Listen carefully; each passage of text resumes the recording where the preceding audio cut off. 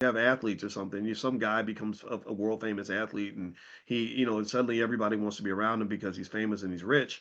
But the people that really are going to benefit from his success are the people that were there back when he had nothing, back when he was poor. His mother took care of him when he had nothing, right? Shout out to all the mothers and the fathers that poor the father that was taking him to football practice when and feeding him every day and doing what a father does, right? These are the people that are going to benefit the most from that investment. Do you understand? So you invest in the asset while it's cheap. You don't invest in the asset while it's, when it's blowing up.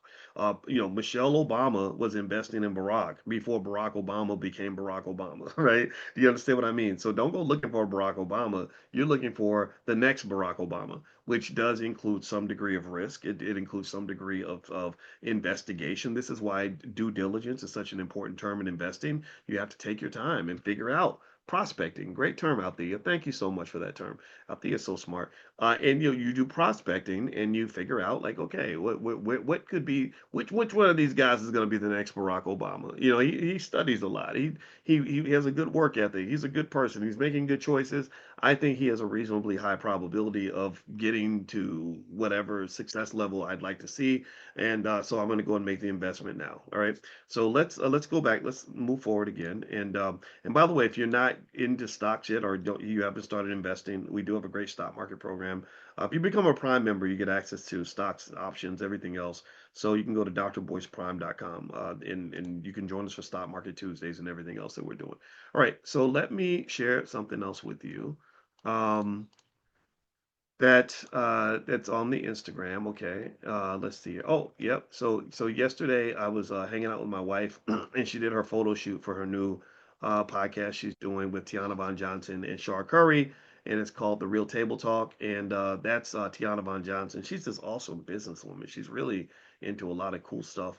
And there's my wife, and they're wearing purple, and they're looking very like serious and like smart black women. And so they shot the first few episodes and turned the whole basement into a studio, and it was all fabulous and everything. And I'm looking forward to seeing this. They're digging deep into healing. Tiana has a background in therapy and healing. My wife, as you know, she's a licensed therapist and a full professor of social work.